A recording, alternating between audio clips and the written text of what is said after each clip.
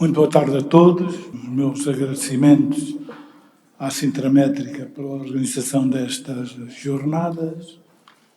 Basicamente, temos 2 horas para fazermos o nosso papel e vamos cumprir o horário porque o cozinheiro, o chefe, já tem o jantar, o almoço pronto para a hora certa, para não arrefecer. E começando assim, começávamos já pela primeira intervenção, que será a doutora Susana Monteferro, que irá falar sobre rastreio de cancro do cólon e reto. Muito bom dia. Antes de mais nada, muito obrigada pelo convite para participar nesta reunião. Eu e o Dr. Ricardo dividimos o tubo digestivo, eu vou falar de cólon e o Dr. Ricardo depois irá falar do tubo digestivo alto, e é impossível falar de cólon sem falarmos de rastreio do cancro do cólon e reto, e portanto é sobre isso que vamos falar agora um bocadinho. E a minha questão era, não vamos estar a falar de uma forma tão tradicional como aquela que é habitual e por isso a minha apresentação vai ser toda à volta de uma pergunta. O rastreio do cancro do cólon e reto na população em geral, quando é que o devemos iniciar? As recomendações da DGS são muito claras, preconizam a realização de um teste primário com pesquisa de sangue oculto nas fezes, na população assintomática entre os 50 e os 74 anos e sem outros fatores de risco. E nesta estratégia, sempre que nós tivermos uma PSOV positiva, é proposta a realização de colonoscopia. Da mesma forma, neste momento existe um programa de rastreio na região norte que está a funcionar muito bem e em que também a população-alvo é entre os 50 e os 74 anos, sendo que dos 50 aos 60 anos na primeira fase do programa e depois então passar para os restantes doentes, de ambos os sexos, que sejam inscritos nas unidades de saúde dos cuidados primários, e nós temos uma monitorização destes dados que são muito interessantes e, portanto, se tiverem interesse podem procurar o site da ARS Norte, em que estão todos os doentes que foram incluídos neste programa de rastreio e, portanto, de facto, mais uma vez, o teste primário, pesquisa de sangue oculto nas fezes, seguido de colonoscopia, com dentes entre os 50 e os 74 anos. As recomendações da União Europeia para a saúde também são muito parecidas, ou seja, teste imunoquímico entre os 50 e os 74 anos, seguido de colonoscopia. E as outras sociedades também dizem que se começa aos 50 anos, nomeadamente a Comissão Europeia, a SGE, a nossa SPED, a ESMO. A NHS é muito mais restrita, eles só convidam entre os 60 e os 74 anos e depois pretendem alargar entre os 50 e os 74 anos e, portanto, na verdade, a minha pergunta até parece não fazer sentido, ou seja, aos 50 anos, obrigada, 7 slides.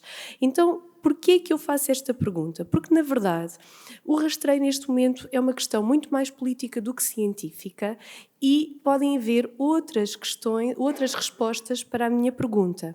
Nomeadamente, as outras respostas possíveis são começar aos 45 anos e a outra é nunca, não vale a pena fazer rastreio de cancro do cólon e reto, ou pelo menos não vale a pena gastar dinheiro num rastreio organizado. E então vamos lá tentar responder a estas questões. O que é muito engraçado é que a razão pelas quais nós estamos a falar destas alternativas aos 50 anos baseia-se apenas em 2 artigos científicos que foram publicados, um em 2018 e outro em 2022, e depois de toda a telenovela envolvente e de todas as questões e respostas e perguntas que têm surgido à volta desses 2 artigos. Então, começando por 45 anos. Aqui a questão é Estados Unidos versus União Europeia e como é que nós definimos as nossas políticas de saúde públicas e como é que nós definimos as nossas políticas de saúde individual. E, de facto, quando nós olhamos para os vários métodos de rastreio, as várias idades de início e as várias idades de final de rastreio, vemos que elas são muito dispares nas várias regiões do mundo. De facto, em Abu Dhabi e nos Estados Unidos, principalmente, se fazem rastreios. Na União Europeia e no resto do mundo, nós fazemos pesquisa de sangue oculto nas fezes, mas é engraçado que a Alemanha já passou para a utilização de colonoscopia a partir dos 55 anos, portanto, há grandes disparidades. A idade de início habitual costuma ser os 50 anos, mas há locais em que já passámos para idades mais baixas e muito interessante, por exemplo, nos Estados Unidos já só se parou a rastreio aos 85 anos, o que me parece que é claramente excessivo. Nós habitualmente aqui paramos aos 75 e parece-me perfeitamente razoável. E então, porquê que começou a discussão da idade de início aos 45 anos? Começou com as guidelines da American Cancer Society de 2018, que fizeram um update da decisão de rastreio, e nestas guidelines é muito curioso porque a recomendação, ou seja, a American Cancer Society recomendava que se começasse aos 45 anos, mas a recomendação de início aos 45 anos era uma recomendação qualificada e a recomendação forte era a partir dos 50 anos. Isto baseava-se apenas numa trend de aumento de risco de cancro do cólon nas pessoas com menos de 50 anos, quando comparados com uma diminuição do cancro do cólon acima dos 50, que assumiam que era causada pelas colonoscopias. Mas esta trend depois foi baseada num modelo matemático, não há nenhuma evidência científica que te vale a pena fazer rastreio a partir dos 45 anos, mas a verdade é que a partir daí ficou considerado como uma verdade absoluta, ou seja, neste momento o CDC o que diz é que se recomenda que sejam feitos entre os 45 e os 75 anos e depois dos 75 aos 85 anos em discussão com os médicos e, portanto, de uma recomendação qualificada, sem evidência científica, passamos por uma recomendação universal que neste momento está a ser discutida em todos os países do mundo. Claro que a União Europeia começou também a discutir se valeria a pena fazermos o mesmo que nos Estados Unidos. E a verdade é que aquilo que se vê nos Estados Unidos existe também na União Europeia. Ou seja, existe um aumento de cancro do cólon abaixo dos 50 anos e é engraçado que esse aumento até é superior na população entre os 20 e os 29 anos, mas consegue-se ver também que existe um aumento até aos 40 e um aumento até aos 50 anos. Na discussão dos trabalhos sobre se vale a pena ou não passar para o rastreio aos 45 anos. Por várias razões, considera-se que não existe um argumento científico forte para o screening a partir dos 45 anos na Europa, e a principal razão é porque na União Europeia se está a tentar fazer rastreios organizados, em que nós tenhamos a nossa população de risco bem identificada e bem rastreada, e a maior parte dos países tem muita dificuldade em conseguir rastrear a população entre os 50 e os 75 e, portanto, não vale a pena alargar este intervalo quando nós, na verdade, nem sequer conseguimos fazer um rastreio adequado da população de risco. De facto, em 2017, estimou-se que apenas uma minoria dos doentes na Europa tenham feito colonoscopia, cerca de 0,4% a 4%, comparado com 60% nos Estados Unidos. É uma brutalidade. E a política de saúde pública na Europa é fazer um screening de 90% da população elegível até 2025 e, portanto, não consideram que não vale a pena alargar este intervalo. Nós, no IPO de Lisboa, fizemos um trabalho que pretendia avaliar se nós deveríamos implementar ou não o rastreio a partir dos 45 anos em Portugal. A resposta é não, mas, contudo, se vocês virem aqui, estes são os dados de incidência. Nas populações mais jovens existe também um aumento de incidência e, curiosamente, devíamos estar à espera de um aumento de incidência também nas populações mais idosas e isso não se verifica e, possivelmente, tem mesmo a ver com as polipectomias e com o rastreio. Mas reparem que esta escala é uma escala logarítmica, ou seja, o risco até aos 45 e até aos 50 anos é muitíssimo inferior ao risco da restante população. Portanto, se nós tivermos dinheiro para gastar, nós devemos gastá-lo no local certo e o local certo é a população de maior risco. Esta também é a mortalidade por CCR, que, mais uma vez, populações mais jovens têm tido um trend de aumento da mortalidade e enquanto que se verifica que nas restantes populações não existem grandes diferenças. Agora, a bomba aconteceu com o artigo de 2022. Chama-se e se não valesse a pena fazer rastreio? Foi publicado no New England um trabalho do Nordic ICC, que é o primeiro trabalho randomizado que pretende avaliar rastreio versus população em geral.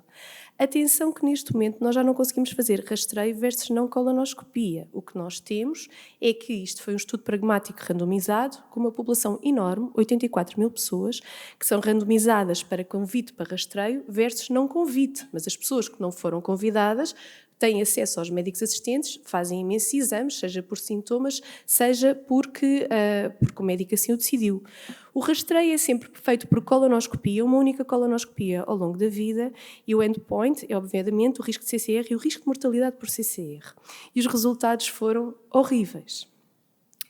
Chegamos à conclusão de que existe um trend para uma diminuição do risco de cancro do cólon na população convidada, mas sem qualquer diminuição da mortalidade e do risco cumulativo por morte por cancro do cólon e reto. E vejam estes números. O número necessário para convidar, para se prevenir um caso de cancro do cólon e reto nos próximos 10 anos é de 455, sendo que o intervalo de confiança pode ir dos 270 até aos 1429 casos. Isto foi dramático para nós, como vocês conseguem imaginar, porque ao longo da minha vida eu fui ensinada de que nós encontramos os pólipos, tratamos os pólipos, salvamos os doentes de terem um cancro do cólon e, portanto, a gastroenterologia é a maior. Nos Estados Unidos, isto levantou uma polémica e uma celeuma com publicações em todo o lado, desde as generalistas até às sociedades científicas mais importantes. E houve uma resposta da American Cancer Society ao New England, ou seja, isto foi mesmo uma bomba no universo dos gastroenterologistas. E a American Cancer Society, claro que fez muitas críticas, e o artigo tem muitas críticas. E é preciso dizer que 60% das pessoas randomizadas e convidadas não fizeram a colonoscopia, e isto é um intention to treat, e na verdade só 40% das pessoas é que foram rastreadas, que só temos um intervalo de 10 anos, e nós até podemos assumir que o benefício da colonoscopia vai muito além dos 10 anos, não é? Se nós tirarmos um pólipo agora, as pessoas só vão morrer muito mais à frente, ou não vão morrer muito mais à frente. Aqui lá temos que a idade de início foi aos 55, enquanto que as guidelines começam aos 45 anos, mas já vimos que não há evidência nenhuma para isso. E outra questão que eles levantam é que muitos endoscopistas tinham uma taxa de detecção de adenomas inferior a 25%. Esta é uma discussão que se calhar para vocês diz muito pouco, mas na verdade está demonstrado que nem todos os gastroenterologistas são iguais, que se gastroenterologistas têm uma taxa de detecção de adenomas de 25%, superior a 25%, têm muito menos cânceres de intervalo. E quando nós perguntamos numa reunião de gastroenterologistas se vocês fariam uma colonoscopia sem escolher o vosso gastroenterologista, a resposta é obviamente que não, mas este é um mundo real, ou seja, nós quando estamos a falar de rastreio de cancro do cólon, estamos a falar de todos os gastroenterologistas a fazerem colonoscopias, portanto esta não pode ser uma crítica ao artigo. Claro que temos de fazer melhor controle de qualidade dos exames que fazemos, mas isto é o que é.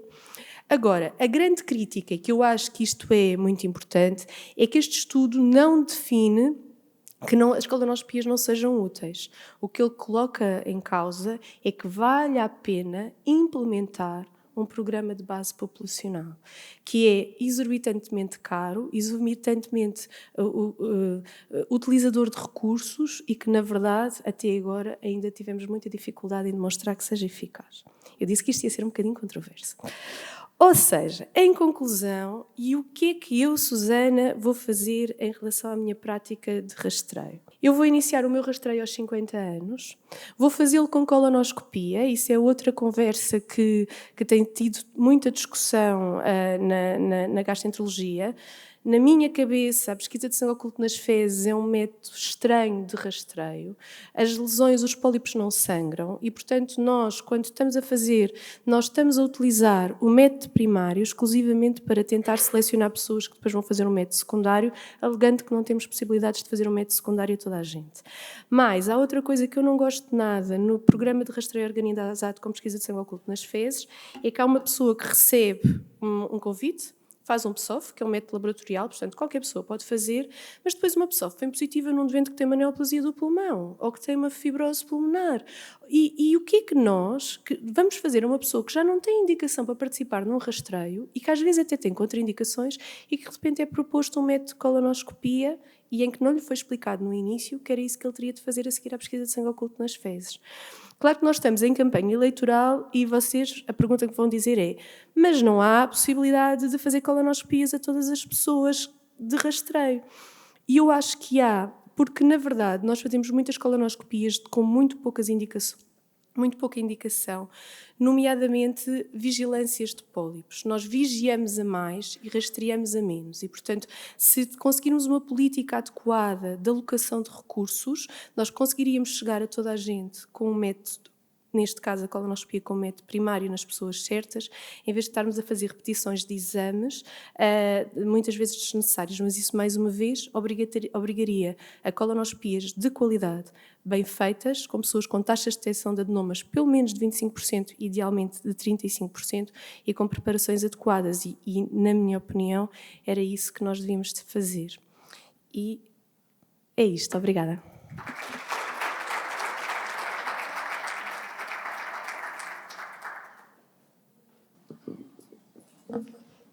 Seguidamente, o Dr. Ricardo Lopes irá abordar a questão da endoscopia alta, as suas indicações e potencialidades.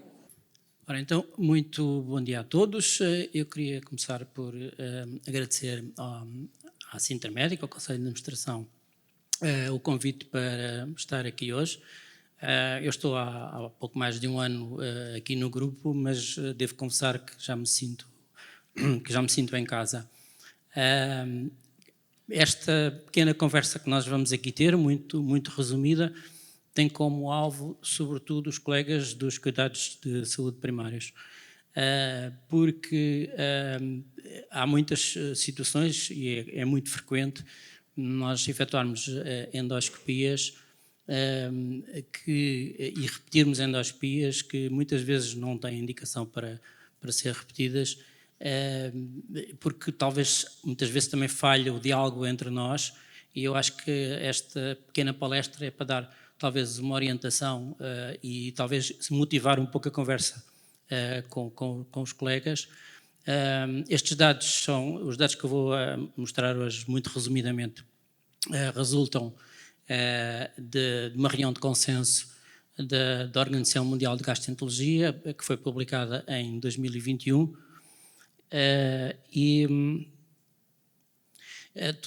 vamos começar por, toda a gente sabe o que é um endoscópio. Isto é um aparelho que tecnologicamente é cada vez mais evoluído e que nos permite não só detectar as lesões do aparelho digestivo alto, tal como os colonoscópios, como também e sobretudo efetuar biópsias, que são provavelmente uma das coisas mais importantes, e tratamento. As imagens hoje em dia são imagens de alta definição, 4K, já aparelhos com uma definição tal que às vezes, exageradamente, podemos quase dispensar a anatomia patológica, mas são aparelhos sobretudo, e no fundo aquilo que nós gastroenterologistas mais gostamos e mais estamos vocacionados é para o tratamento das lesões do aparelho digestivo superior. Quais são então as indicações para a endoscopia alta? Como todos nós sabemos, é o quadro clínico que os doentes nos apresentam. As dores abdominais, os sintomas de refluxo, o pirose, a azia, o refluxo, as náuseas e os vômitos persistentes, se existe uma suspeita de hemorragia digestiva alta, se nos aparece um utente com sinais de alarme, nomeadamente anemia, emagrecimento, melenas, eventualmente em doentes assintomáticos acima dos 50 anos, e usamos também a endoscopia para rastreio, prevenção do cancro gástrico e do esófago de Barrett. E, obviamente, para efetuarmos biópsias e tratamento. Em relação aos tratamentos que nós efetuamos através da endoscopia, são inúmeros. Estão aqui apenas alguns, digamos assim, os mais frequentes. No caso das hemorragias digestivas altas, a injeção de fármacos, a escleroterapia, a colocação de clipes para parar as hemorragias, a remoção de corpos estranhos, é muito frequente, sobretudo em crianças, ingerirem corpos estranhos e nós, através da endoscopia, conseguimos removê-los. A mais frequente de todas, que é a remoção de pólipos, a mucosectomia e a disseção endoscópica, que são duas técnicas de cirurgia endoscópica de lesões com suspeita de malignidade ou lesões de maior tamanho, ou lesões que necessitam de uma técnica um pouco diferente. Podemos ver aqui na foto de cima a extração de uma lesão pré-maligna através desta técnica da mucosectomia, Esta imagem tem cerca de 2 anos. Dilatação e prótese é outra técnica que também usamos. Dilatação no caso das estenoses, as próteses, colocação de próteses, sobretudo nos doentes com neoplasias, em que há uma obstrução do aparelho digestivo e que permite-nos que os doentes consigam continuar a comer ou prepará-los para uma cirurgia. Depois, a laqueação de varizes e a gastrostomia percutânea. Estas 2 técnicas, temos aqui uma foto da laqueação de varizes e da gastrostomia. Eu tenho um especial carinho para estas 2 técnicas porque em 1993 fui eu que introduzi estas 2 técnicas em Portugal e como tal são técnicas por quais eu tenho um especial carinho. A laqueação de varizes consiste na aplicação de elásticos nas varizes esofágicas de doentes com hipertensão portal e os PEGs é a colocação de uma sonda para a alimentação entérica naqueles doentes que têm incapacidade para se alimentar oralmente. Depois temos ainda a possibilidade de, através da endoscopia, fazermos cirurgia endoscópica bariátrica ou da acalásia e finalmente, a ecoendoscopia, da qual a doutora Susana é uma das grandes expertas em Portugal, é mais uma das técnicas que usamos com estes aparelhos.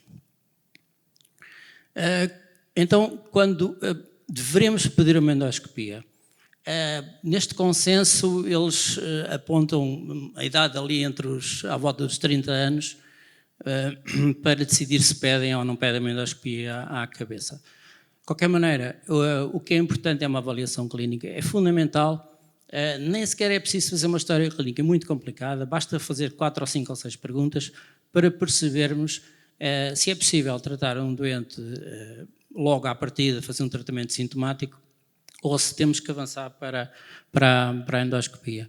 É importante perceber que tipo de sintomas tem, se há doenças associadas, se há medicação que possa interferir ou desencadear as queixas, se estes doentes têm antecedentes pessoais ou familiares. Na idade aos 30 anos, até aos 30 anos, habitualmente eu não peço endoscopia. Faço uma história clínica rápida e é muito importante, e é uma coisa que muitas vezes nós nos esquecemos, é tentar perceber o que é que as pessoas comem, como é que comem, e tentar perceber se as pessoas têm alguma intolerância ou alergias alimentares.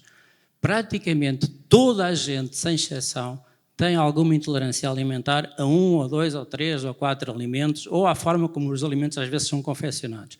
Basta esta pergunta para nós percebermos muitas vezes que a evicção desses alimentos, ou da forma como é confeccionado, para diminuir drasticamente os sintomas que as pessoas apresentam. Podemos avançar logo com um tratamento sintomático, através dos inibidores de protões, ou com antiácidos, ou gastroprotetores, e é importante também pensar que muitas das queixas do aparelho digestivo, sobretudo do aparelho digestivo superior, têm um componente psicossomático. Esta abordagem também deve ser feita porque é extremamente frequente. Se todas aquelas atitudes em idades jovens não houver resultados, podemos avançar e tentar pesquisar se o utente tem ou não tem Helicobacter. Os testes mais frequentes que usamos são o teste respiratório de urease. Este teste permite-nos detectar se houver infecção numa percentagem superior a 90%. E é provavelmente o menos dispendioso e o mais rápido de fazer e mais fácil de fazer, embora haja outros, nomeadamente a pesquisa do antigênio fecal ou o PCR nas fezes, mas habitualmente em centros mais avançados ou centros mais específicos é que o fazem. Em relação à sorologia, a sorologia não nos dá indicação se o doente está infectado ou não. Diz-nos sim que houve o contacto com o Helicobacter e que o doente tem anticorpos contra, mas não nos diz se está infectado ou não. Neste caso de doente jovem, em que o teste respiratório foi positivo, podemos avançar para uma tentativa de erradicação do Helicobacter, avaliar o doente posteriormente e tentar perceber se com o tratamento e a erradicação do Helicobacter o utente melhorou. Depois dos 30 anos, a nossa atitude acaba por ser muito parecida, ou seja, uma história clínica completa, tentar ver se existem os tais fatores de risco e podemos imediatamente avançar para um tratamento sintomático, mas neste caso é recomendado que se solicite uma endoscopia. Ou seja, pelo menos uma vez na vida, sobretudo a partir dos 30 anos, é recomendável que se faça uma endoscopia. Quais são os objetivos então? Basicamente é tentar perceber se existe alguma doença que justifique a queixa do doente. A presença de esofagite ou de refluxo, se existe ou não a hernia do hiato, úlceras gástricas ou duodenais. Com as biópsias vamos tentar perceber se existe uma gastrite crónica em que possa já haver atrofia ou metaplasia intestinal ou mesmo displasia. Ajuda-nos também a perceber se o doente pode ter ou não uma doença celíaca. O linfoma de Malte, que é um linfoma de células B que é causado ou pode ser causado ou agravado causado pelo Helicobacter, e obviamente o cancro gástrico. Em 1983, estes dois senhores descobriram e publicaram, de tal maneira que foram prémio Nobel, a presença desta bactéria, que é uma protobactéria da ordem dos Campylobacteres, e que veio a demonstrar-se estar espalhada pelo mundo inteiro. Ou seja, significa que cerca de 50% da população mundial está infectada pelo Helicobacter. Nós cá em Portugal, os últimos dados falam em cerca de 70%. E a infecção pelo Helicobacter quase sempre provoca uma gastrite crónica atrófica a longo prazo. Muitas pessoas que têm Helicobacter e têm gastrite crónica atrófica são completamente assintomáticas. O Helicobacter pode ser também, e por isso é que se faz a pesquisa, a causa de uma dispepsia funcional, ou pode agravar a dispepsia funcional. É importante também tentar perceber se existe Helicobacter ou não nos doentes que tomam anti-inflamatórios não esteroides, porque as duas situações úteis, os dois fatores juntos, podem inclusive levar ao aparecimento de hemorragia digestiva alta. O Helicobacter, como já disse, contribui para a metaplasia e displasia, mas, na verdade, só uma minoria de utentes com Helicobacter é que vão desenvolver a úlcera péptica, o cancro gástrico ou o linfoma de Malte. Quem é que nós vamos tratar? Bom, obviamente que há situações que é indiscutível. E a úlcera péptica, quer a úlcera gástrica, quer a úlcera duodenal, tem uma relação com a infecção pelo Helicobacter muito alta, e a erradicação do Helicobacter vai fazer com que não só elas cicatrizem, como praticamente não haja recidiva. Nos doentes que com gastrite crónica atrófica ou metaplasia intestinal, que são lesões pré-malignas, é fundamental também fazer a erradicação do Helicobacter. Em famílias que tenham um parente de primeiro grau de cancro gástrico, nos doentes que tomam os anti-inflamatórios não esteroides, doentes de alto risco que estejam a fazer anticoagulantes orais ou antiagregantes orais. No linfoma de Malte, está demonstrado que a erradicação do Helicobacter ajuda a curar o linfoma de Malte. Nos doentes que fizeram uma ressecção gástrica fizeram uma ressecção após cancro gástrico e, como já falei, na dispepsia não ulcerosa. No entanto, existem algumas situações em que é muito discutível se devemos ou não erradicar o Helicobacter. Por exemplo, na gastrite crónica não atrófica ou nas endoscopias que não mostraram com a biópsia a alteração da mucosa. Há muitos pacientes que têm medo do cancro gástrico, porque ouvem falar que o Helicobacter pode dar cancro gástrico. Todas estas situações são situações a discutir caso a caso. Em relação ao tratamento, o que está ainda preconizado em Portugal e por este consenso da Organização Mundial de Gastroenterologia é, em primeira linha, a terapêutica tripla. que consiste na associação de um IBP com a amoxicilina e a claritromicina. No entanto, se imaginemos que a pessoa tem alergia às penicilinas, podemos substituir a amoxicilina pelo metronidazol. Outra alternativa será o IBP mais a amoxicilina mais a levofloxacina nos casos em que haja resistência à claritromicina. Em Portugal nós temos uma resistência à claritromicina bastante significativa, superior a 20%. E nestas situações ainda temos uma última hipótese que, na minha opinião, e é praticamente aquela que eu uso hoje em dia, quase de rotina, que é a terapêutica quádrupla, com o uso de IBP, mais o metronidazol, mais o bismuto, mais a tetraciclina. Esta tem uma taxa de cura do Helicobacter bastante significativa e, neste momento, é aquela que eu uso mais. Em relação ao tratamento do HP, é muito importante a conversa com o utente. Porquê? Estes medicamentos têm efeitos secundários enquanto o utente está a tomá-los e esses efeitos secundários muitas vezes fazem com que eles não acabem a medicação e parem a meio. Temos que os avisar e temos que lhes dizer que vão estar mal dispostos durante uns dias, vão ter um sabor metálico na boca,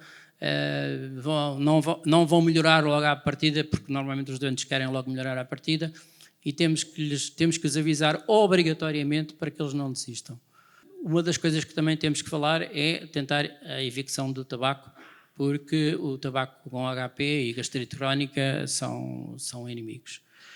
Há quem preconize hoje em dia para a eficácia da terapêutica antibiótica o uso dos probióticos, mas isto ainda está em fases de estudos e não há uma definitiva. Devemos ou não repetir a endoscopia após a terapêutica do HP? Se não há necessidade, se não houver atrofia ou metaplasia intestinal, mas se houver atrofia ou metaplasia intestinal, que são doentes de alto risco, aí sim recomendamos endoscopia entre 2 a 3 anos, dependendo também do tipo da extensão da metaplasia intestinal, do tipo de atrofia. Se for apanhada displasia, então o tratamento terá que ser mais rigoroso e a repetição da endoscopia recomenda-se no prazo de entre 6 a 12 meses. Queria terminar deixando esta mensagem, que é, começando pela história clínica, que é muito, muito importante, e tentar perceber que queixas é que o doente tem, que tipo de queixas é que tem e o que é que podemos fazer só com uma alteração dos hábitos de vida do paciente. Antes dos 30 anos, então, recomendamos a dieta e um tratamento empírico, que se não resultar, vamos testar para o HP e tratar. Depois dos 30 anos, a mesma coisa, tentamos alterar os hábitos alimentares e tratar o HP depende dos estados histológicos, ou seja, novamente, se atrofia e metabolismo tratar, sem atrofia, discutir a situação com o doente. A repetição da endoscopia depende realmente de vários fatores. Depende da patologia base, depende da idade, depende dos fatores de risco, de existência de álcool ou tabaco. Gastrite crónica sem atrofia e sem metaplasia intestinal, mas com recorrência de sintomas, mesmo com o tratamento e alteração dos hábitos alimentares, isto é discutido um a um com cada doente. Portanto, resumidamente, se atrofia ou metaplasia intestinal, repetir a endoscopia em 2 a 3 anos, se displasia, 6 a 12 meses. Bom, era esta mensagem que eu queria trazer, é uma mensagem muito prática, muito rápida, e quando houver dúvidas sobretudo da parte dos colegas de cuidados de saúde primários, nós estamos sempre disponíveis para vos ajudar e para trocar impressões, e quando mesmo assim não conseguirem resolver os problemas, a doutora Susana e o doutor António irão recebê-los com toda a vontade nas suas consultas. Obrigado.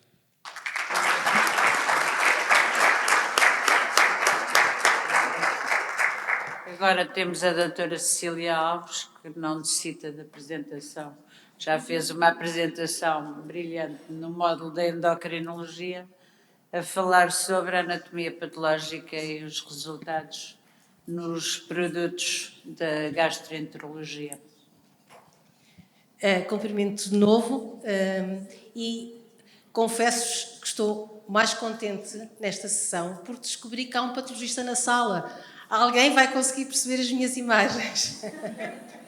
A minha comunicação baseia-se, novamente, em casos de casuística da Sintra Médica, de biópsias incisionais e excisionais feitas no decorrer de endoscopias altas e baixas. Os produtos entram no nosso laboratório em frascos devidamente numerados e referenciados, é absolutamente necessário isso. Depois, os fragmentos de biópsias são postos em cassetes, sofrem um processamento automático até chegar ao bloco de parafina, que é cortado, posto na lâmina, corado, e temos a lâmina pronta para ser observada. Então, quais são os diagnósticos histológicos mais frequentes que temos vindo a receber no nosso laboratório? Vamos começar por cima, pelo esófago. Temos pedidos de diagnóstico em mucosas, em biópsias esofágicas, de esofagite péptica ou diagnóstico diferencial com esofagite eosinofílica, que é uma situação que em endoscopia tem uma imagem própria, portanto é suspeito. Nas esofagites pépticas temos alargamento dos cones interpapilares, congestão e infiltrado inflamatório. Nas esofagites eosinofílicas o espessamento da mucosa é maior, temos um infiltrado denso com muitos eosinófilos, que temos que contar pelo menos 12 por campos de grande ampliação para podermos fazer o diagnóstico. Depois temos os pedidos de confirmação de Candidíase albicans, de esofagites infecciosas na mucosa, e aqui temos esporos e hifas de Cândida, postos em evidência pela coloração PAS, aqui de cor-de-rosa. Temos papilomas escamosos do esófago, que podem ter a etiologia viral ou não, e infelizmente cada vez mais temos carcinomas escamosos do esófago. E temos uma situação que eu deixei para o fim, que é frequente, o pedido de diagnóstico ou o pedido de follow-up destas situações, que são os esófagos de Barrett. Temos aqui uma mucosa esofágica, com as glândulas de tipo gástrico que estão por baixo, transformadas, substituídas por células intestinais tipo caliciforme, que nós coramos com mucinas ácidas, coram aqui de azul, como veem, podemos fazer o diagnóstico do esófago de Barrett. O esófago de Barrett é muito importante, como os colegas anteriormente já disseram, porque trata-se na morfologia de uma transformação da mucosa em mucosa tipo intestinal, e isso pode levar, estes doentes correm o risco de as suas mucosas se transformarem em displasia, sofrerem, portanto, transformação e até adenocarcinoma. E aqui temos um exemplo do nosso serviço de uma displasia epitelial de alto grau em esófago de Barrett e um adenocarcinoma em esófago de Barrett. Este era um doente da doutora Susana. E vamos passar para o estômago. E no estômago temos o mundo das gastrites. Como o Dr. Ricardo falou, é muito importante fazermos o diagnóstico das gastrites crónicas não atróficas e das gastrites crónicas atróficas, e então podemos ter desde gastrites crónicas superficiais, em que vemos só infiltrado inflamatório na superfície, na lamina própria da mucosa, ou gastrites crónicas, estou a falar das não atróficas, gastrite crónica em que o infiltrado inflamatório é transmural e até aqui com agregados linfóides, ou então temos as gastrites crónicas atróficas, em que as glândulas de tipo gástrico já foram substituídas por células de tipo intestinal. Isto é uma metaplasia intestinal. Estas gastrites estão associadas à presença de Helicobacter, e nós temos aqui Helicobacter corado com o GIMSA, coram de azul, e pela técnica de imunocitoquímica, que felizmente já está mais divulgada hoje em dia e todos os colegas pedem, e que nos torna mais fácil a observação do mesmo Helicobacter. A presença de Helicobacter nas mucosas tem este efeito de condicionar uma inflamação da mucosa. E se o Helicobacter não for erradicado, a inflamação torna-se crónica e depois há uma cascata desde a cronicidade até à atrofia. Portanto, mesmo quando o Helicobacter é erradicado, numa nova existência, numa nova presença, se houver uma nova infecção pelo HP, vai novamente a inflamação existir e estes doentes têm que ser vigiados. Portanto, doentes com gastrites crónicas, atróficas, com Helicobacter, são doentes de risco para a evolução pela displasia e cancro. Depois temos outras gastrites que são menos frequentes, as químicas em doentes que fazem anti-inflamatórios não esteroides ou quimioterapia, as gastrites hipertensivas em doentes com hipertensão portal, hipoectasia vascular, gastrites eosinofílicas e os pólipos da mucosa gástrica. Um muito frequente é o pólipo das glândulas fúngicas da mucosa gástrica do corpo, ou pólipos da região do cárdia, ou pólipos hiperplásicos, ou aqueles que nos preocupam mais, que são pólipos já com displasia, que nós chamamos adenomas. Trago-vos aqui um caso da casuística, não é muito frequente, mas foi um caso engraçado, porque normalmente não é diagnosticado em biópsia. Trata-se de um pólipo fibroide inflamatório. Nós recebemos uma biópsia gástrica com a pergunta se a elevação que viam na submucosa podia ser um GIST, um tumor do estômago gastrointestinal. Depois da observação do pólipo, com vasos de parede espessa e muito infiltrado inflamatório, achámos que não era um GIST, mas fizemos estudo imunocitoquímico e o CD34, que é específico para esta situação, foi positivo e podemos fazer este diagnóstico, que normalmente só se faz em polipectomias ou em peças. Temos aqui o adenocarcinoma gástrico, que é o final da cascata, de tipo intestinal, com padrão glandular, ou então o tipo difuso, com padrão em células de anel de Sinetti, que obriga a uma cirurgia mais radical. E temos uma situação que eu trouxe porque é frequente recebermos pólipos da mucosa gástrica com o diagnóstico de pólipo e não se trata de um pólipo verdadeiro. Trata-se de uma elevação pseudopolipoide da mucosa pela proliferação destes ninhos de células tumorais neuroendócrinas, que nós conseguimos confirmar com o anticorpo CD56 e que é necessário, portanto, depois fazer a cirurgia ou o follow-up do doente.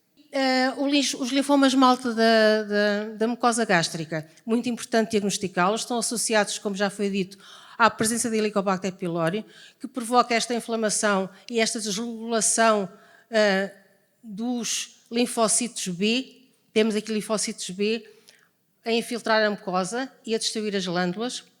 Esta situação deve ser diagnosticada e depois deve ser vigiada periodicamente para que novamente não haja outra infecção ao Helicobacter e muitas vezes da erradicação primária deste Helicobacter o tratamento do linfoma é feito, não é necessário quimioterapia. E vamos para o duodeno. E no duodeno, como também já foi falado, temos as úlceras duodenais e as duodenites de refluxo pépticas, com infiltrado inflamatório e erosões. Temos as linfangectasias, que devem dar imagens muito bonitas nas endoscopias, porque são-nos referidas e realmente aqui temos os vasos ectasiados com congestão. Depois temos a doença celíaca, que nós exigimos da parte dos endoscopistas que nos enviem biópsias da mucosa duodenal seriadas e não só uma, porque é importante nós termos bastante mucosa para observar. Então temos aqui mucosa duodenal com atrofia das vilosidades, aqui esta atrofia é parcial, com infiltrado linfoplasmacitário muito denso que permeia o epitélio, aqui posto em evidência por técnicas de imuno, CD3 positivos, os linfócitos e CD8. E passamos agora aos produtos enviados, que foram, portanto, biopsados por endoscopia digestiva baixa. Temos as mucosas ileais, doenças inflamatórias intestinais tipo Crohn, portanto, com alteração arquitetural, fissuras, infiltrado inflamatório, granulomas, que gostamos de sempre ver, mas nem sempre vemos. Colites infecciosas, principalmente a CMV, e são infecções oportunistas nestas doenças inflamatórias. Utilizamos técnicas de imunocitoquímica para vermos bem as inclusões intranucleares de CMV, colites infecciosas agudas a outros agentes.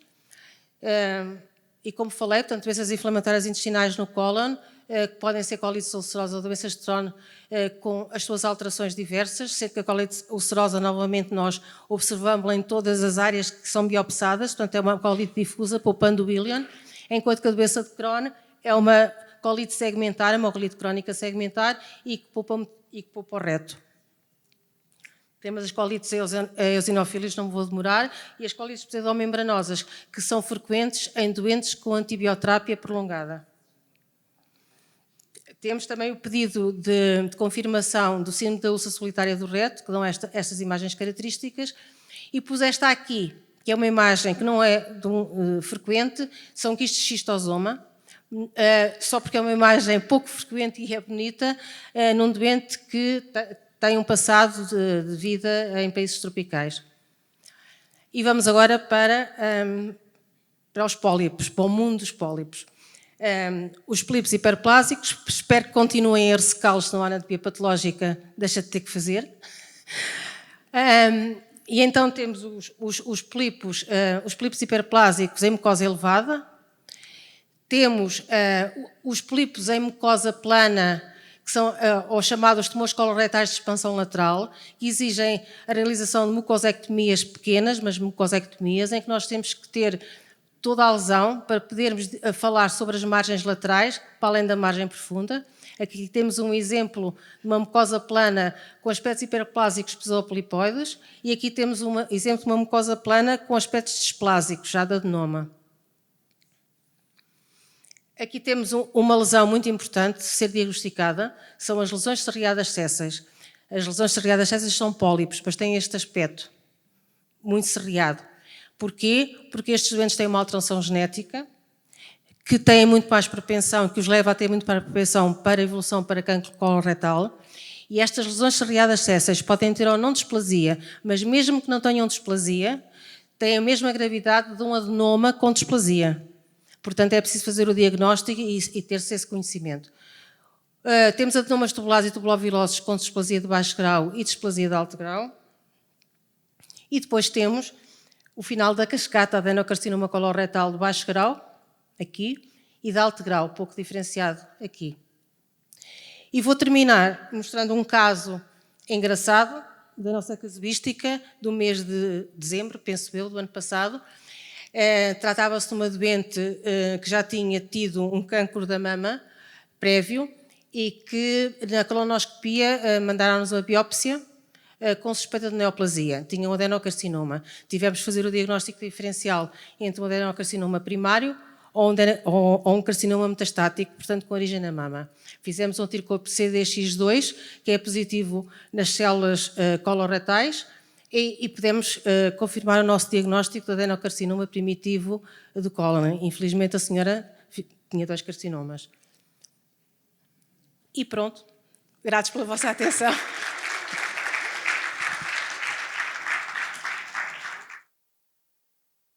Está aberta a discussão, perguntas da audiência.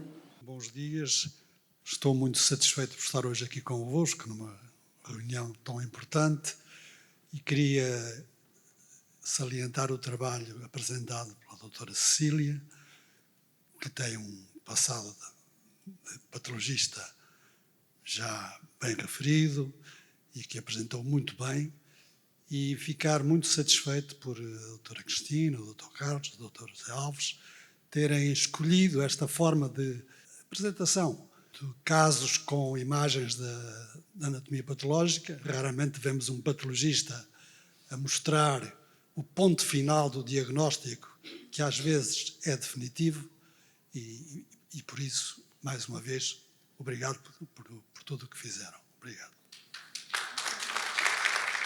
Bom dia a todos. O meu nome é Alexandra Pupo, já trabalho aqui no grupo também há alguns anos. Queria felicitar todo o painel pelas excelentes apresentações e tenho uma questão que se prende mais com o cancro gástrico, porque eu no Serviço Nacional de Saúde coordeno a cirurgia esofagogástrica do Centro Hospitalar Lisboa Central, que agora é a unidade local de saúde, e a minha questão prende sobretudo com o cancro gástrico, e é mais para o Dr. Ricardo, que também se dedicou mais à parte do digestivo alto, é o que pensa relativamente ao rastreio do cancro gástrico no nosso país, ou mais precisamente a ausência dele, embora haja um projeto piloto no Norte em relação a isso, já que recomenda a relação de endoscopia antes dos 30 anos, porque, como sabe, continuamos a tratar este tipo de tumor em estadios muito avançados e, apesar de ter reduzido muito a sua incidência, continua a ser a quinta neoplasia mais frequente a nível nacional e até há bem pouco tempo ainda era a quarta causa de morte por cancro no nosso país.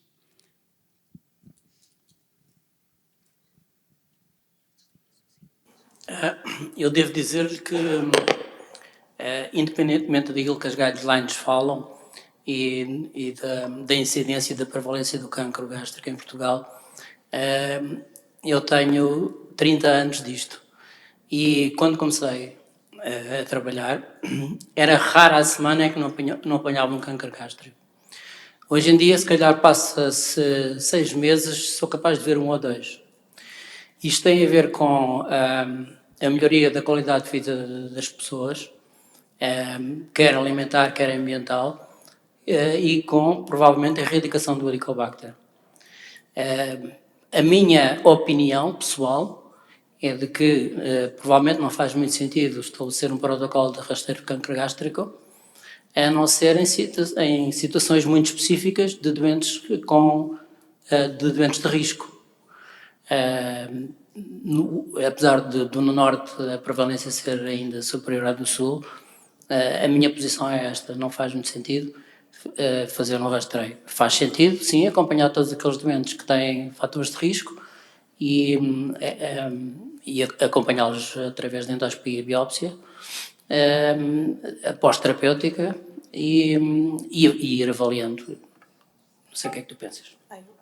Eu penso uma coisa um bocadinho diferente, mas eu tenho uma deformação de ter trabalhado 20 anos no IPO de Lisboa, juntamente com o Dr. Dias Pereira. E se eu disser as neiras, não me interrompa, não me corrija, se achar. Porque, na verdade, ou seja, aquilo que o Ricardo diz é totalmente certo. Nós temos um país que no Norte ainda tem uma incidência intermédia de cancro gástrico, no Sul a incidência é relativamente baixa e nós temos de perceber que muitas lesões são facilmente rastreáveis. O cancro do cólon é espetacular porque nós temos pólipos que conseguimos ver facilmente e conseguimos tratar com resposta ótima. No tubo digestivo temos lesões que são horríveis de rastrear e a pior, no tubo digestivo, neste caso não no tubo, no aparelho digestivo, o pâncreas é péssimo de rastrear, porque as lesões precursoras são difíceis de ver e têm um desenvolvimento muito rápido. Portanto, quando nós queremos rastrear câncer do pâncreas, temos de fazer programas de rastreio a cada 18 meses, entre os 9 e os 18 meses, para conseguirmos fazer essa avaliação. E o câncer gástrico tem lesões potencialmente rastreáveis e outras lesões que não são rastreáveis. Ou seja, nós temos essencialmente 2 grandes grupos de cânceres do estômago. Temos os carcinomas de células pouco coesas, que nós temos muita dificuldade em rastrear, que praticamente não têm lesões precursoras e que, portanto, nós não vamos conseguir, mesmo que façamos endoscopias muito frequentes, avaliar essas lesões. E depois temos as outras lesões, que são os adenocarcinomas e que felizmente ainda são os mais frequentes, que seguem a linha de carcinogênese, gastrite, atrofia, metaplasia, displasia, cancro. E essas são, têm eventualmente um potencial de rastreio. Portanto, o que está a ser proposto, e eu proponho aos meus doentes, embora não seja um rastreio habitual, é fazerem uma única endoscopia na vida, na altura em que vão fazer a primeira colonoscopia de rastreio, ou seja, aos 50 anos, fazem endoscopia alta e fazem colonoscopia. Na endoscopia alta, fazem biópsias do antro e do corpo, com o objetivo de avaliarem se têm atrofia, metaplasia e Helicobacter. Se tiverem Helicobacter, erradicam. E se não tiverem nenhuma alteração de atrofia e metaplasia, não mantêm vigilância do estômago. Se tiverem metaplasia ou atrofia, mantêm vigilância de acordo com as guidelines, que é a cada 3 anos. Eu, embora faça isso, não acho que esta estratégia seja muito eficaz. Pronto, é isso. Muito obrigada. Eu estou mais também virada para a doutora Susana, porque talvez seja recebemos muita, portanto, somos mais ou menos somos referência e cada vez recebemos doentes mais jovens com patologia cada vez mais avançada. Mas atenção que nos centros de referência vai sempre acontecer isso, ou seja, eu era a coordenadora do Centro de Referência de Cancro do Esófago e, portanto, toda a gente no meu mundo morria de cancro do esófago e isso não é verdade. A incidência de cancro gástrico em Portugal tem vindo a diminuir, nós não vamos conseguir rastrear o cancro gástrico com a mesma eficácia do cancro do cólon e é muito difícil conseguirmos provar uma estratégia de custo-eficácia da endoscopia digestiva alta, a não ser que seja acoplada da colonoscopia. Vamos ver o que é que dá também o projeto piloto no Norte. Muito obrigada.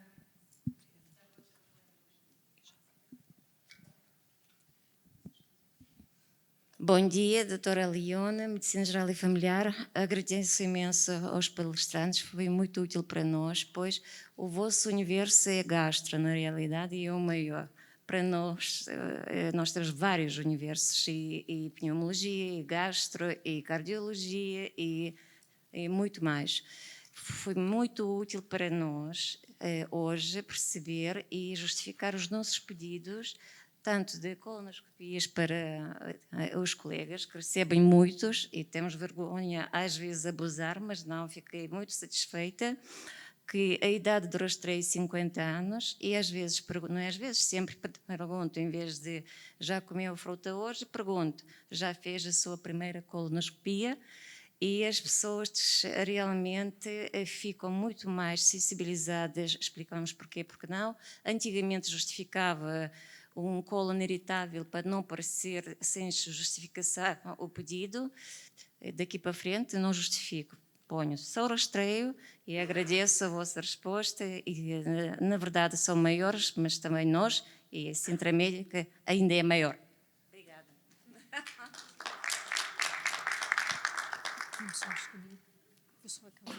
Eu queria só juntar mais uma informação, para que não fiquem com a ideia que o Helicobacter é o mal da fita. É assim, o Helicobacter provoca inflamação. Há várias estirpes mais ou menos virulentas de Helicobacter. A virulência das estirpes variam de país para país e dentro do país na mesma região. Mas o que eu queria dizer aqui, que é bastante importante, é que a inflamação crónica, depois atrófica, não tratada, que leva à displasia e leva ao carcinoma, não é o Helicobacter. Isto é uma situação multifatorial. A cascata da inflamação é provocada pelo Helicobacter, mas agora, permitam-me falar para os colegas de Medicina Geral e Familiar, também pelo ambiente alimentar, pela alimentação, pelos comportamentos e pelo tabagismo. Portanto, os três fatores, não só se deve pensar em erradicar o Helicobacter, mas a inflamação só diminui e continua diminuída se conseguirmos controlar os outros fatores. Obrigada. Só uma questão, mais duas perguntas. Tenho aqui uma pergunta para a doutora Susana, aqui deste lado. Aqui, Susana, doutora Susana. Eu queria lhe perguntar, portanto, iniciando o rastreio do cancro do cólon aos 50 anos, vem um resultado de uma colonoscopia que foi bem feita, com uma boa preparação, visualizado cego, válvula ileocecal, e vem uma colonoscopia normal. Quando devemos repetir se o utente se mantiver assintomático? O intervalo de vigilância preconizado são 10 anos. Portanto, a próxima colonoscopia, na ausência de história familiar, é para repetir passado 10 anos, se tiverem cumpridos todos os pressupostos. Só dizer mais uma coisa em relação à doutora Leone, é que apesar de eu propor os rastreios de colonoscopia aos 50 anos, eu não sou insensível à proposta dos 45. Portanto, o que eu faço é, eu proponho ativamente rastreio a todas as pessoas com mais de 50 anos. Sempre que alguém entre os 45 e os 50 anos vem ter comigo e tem vontade de fazer rastreio, ou tem algum sintoma, mesmo que esse sintoma não seja muito específico, eu avanço para uma colonoscopia. Ou seja, perante aquilo que é trend internacional e de facto qualquer pessoa pode ter um pólipo ou uma lesão, nós temos de ser razoáveis nesse pedido. Portanto, ativo a partir dos 50, mas entre os 45 e os 50 temos de discutir muito bem essa opção. Ricardo, queria dizer uma coisa. Eu queria aproveitar em relação às requisições dos exames, sobretudo para os colegas de Medicina Geral e Familiar, que nos escrevam qualquer coisa, que nos façam uma nota do porquê que estão a pedir os exames. Quase nenhum vem e muitas vezes nós chegamos a conversar com os doentes, porque fazemos um inquérito, temos um inquérito que e acontece muitas vezes o doente não ter qualquer tipo de indicação. Escrevam-nos qualquer coisa que vocês achem que justifica o pedido do exame. É uma ajuda muito grande para nós. Até porque, e reforçando um bocadinho aquilo que o Ricardo diz, os nossos exames não são iguais para todas as indicações. Ou seja, se nós tivermos uma diarreia crónica, temos obrigatoriamente de fazer biópsias do antenais, ileoscopia terminal e biópsias do colo ascendente. Se for uma dispepsia funcional, nós vamos fazer biópsias do duodeno e do antro. Portanto, sempre que pedem um exame, nós temos de saber o porquê, porque a nossa atitude pode ser diferente. Posso? Boa tarde. Obrigado pelo vosso Colega, trabalho. vou-lhe dar já a palavra, mas é a última pergunta e depois podemos prosseguir ao almoço, porque ainda temos mais uns temas para tratar e o chefe já está a dizer que a comida está a aquecer. Mas eu posso, não percebi, posso? Pode. Se calhar não vou ser assim tão rápido, mas vou tentar. Chamo-me António Branco, trabalho na Casa de Saúde do Telhal, trabalhei até há 2 anos no Centro de Saúde de Colares. Digo isto porque quero começar logo por esta parte em que eu sempre cumpri as normas do DGS, nomeadamente em relação aos rastreios, mas há cerca de 8 anos apercebi-me que havia alguns artigos publicados sobre a eventual inutilidade de rastreios e pus-me a fazer um trabalho sobre isso. Acabei por fazer uma publicação e, na altura em que fiz a publicação, estava presente um professor, João Gervais, de Madrid, que é completamente contra os rastreios e que acabou por me dar a razão, inclusive num em que eu não estava a defender a sua não realização, que era a colonoscopia, porque, dizia ele, e depois eu fui fazer coisas e ele tinha alguma razão, cerca de 1 em cada 800 pessoas que fazem a colonoscopia corre o risco de morte por perfuração. Espera, não se assuste, eu só quero ver qual é o vosso ponto de vista. E então, a minha questão vem no sentido de saber qual é a vossa sensibilidade ou a vossa noção de efeitos secundários quando fazem uma colonoscopia e de taxa de mortalidade quando fazem uma colonoscopia. Agora, outra coisa que não tem absolutamente nada a ver com aquilo que eu acabei de dizer e que é 90% dos doentes a quem eu peço colonoscopia na Casa do Saúde do Telhal, talvez por estarem a fazer medicação psiquiátrica, antipsicóticos, acabam por nunca estar preparados e eles vêm de volta sem ter um diagnóstico.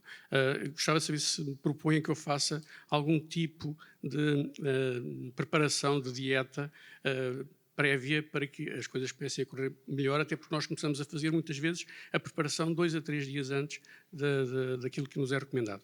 Obrigado. Sim.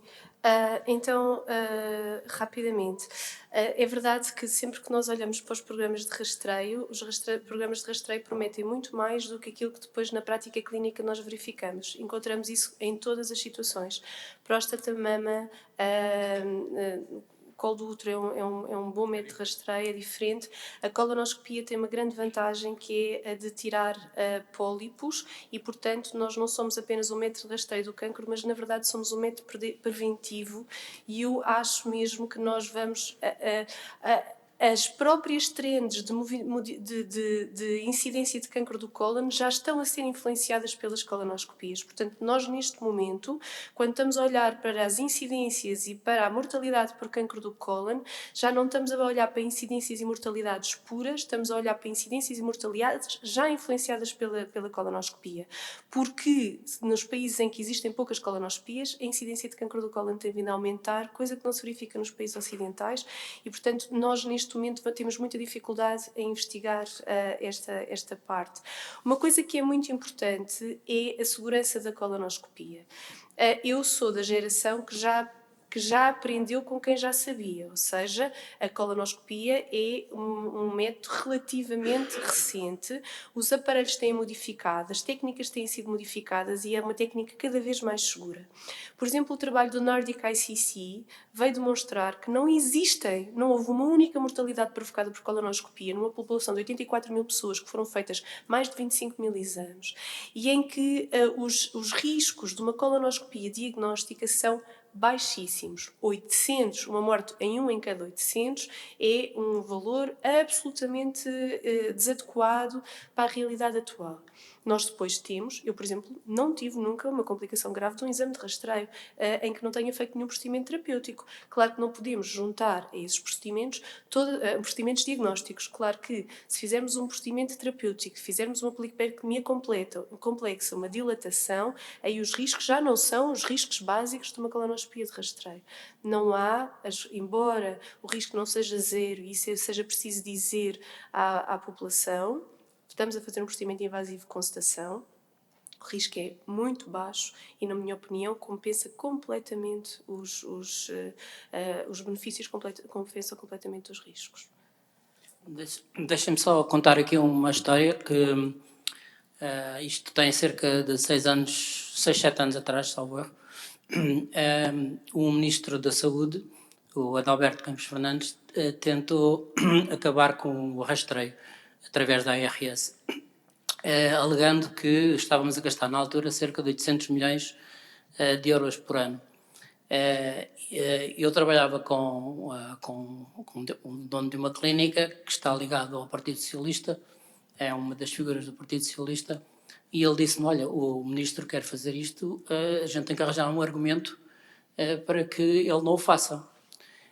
Nós fizemos uma revisão de 10 anos das colonoscopias que tínhamos feito naquela clínica, fomos avaliar os pólipos de risco e de alto risco que retiramos, fizemos as contas, esses doentes que se não tivessem tirado esses pólipos, que eventualmente num prazo de 10 a 15 anos iria evoluir para cancro, e quanto é que isso custaria ao Estado? Nós sabemos que um cancro custa à volta dos 50 mil euros no tratamento. E chegámos à conclusão que os 80 milhões de euros, obviamente que isto foi um trabalho empírico, foi um trabalho feito em cima do joelho, mas foi suficiente para o convencer que o dinheiro que poupámos ao retirar aqueles pólipos foi muito menos do que o dinheiro que ele gasta por ano, que ele gastava por ano na altura, isto foi há uns 6, 7 anos atrás, por 80 milhões de euros. Portanto, foi uma forma não muito científica, digo eu, de demonstrar os programas de rastreio, sobretudo as polipectomias dos pólipos de risco, que convenceu o Ministro da altura a não acabar com o programa. Temos que dar... Ricardo, e por acaso ele também saiu do governo, entretanto. A doutora Cristina e a doutora Inês, que têm ainda coisas a dizer.